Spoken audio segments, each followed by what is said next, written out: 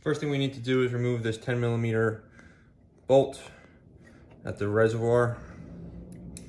Second, we need to take a pry tool at the back of the shock tower and remove this wire harness. After that's done, you take the cover, angling it backwards,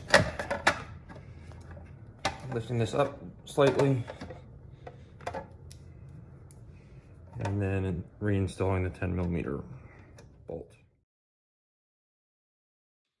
The passenger side is a little bit trickier because of this AC hardline and this reservoir for your lift, if you have that. So we've got to take the cover and angle it here. And then once it's there, we can twist it into place. Now, it's going to be secured by 3M double-sided tape on the back. And then the front, we're going to use this zip tie around this rubber isolator on the AC hardline.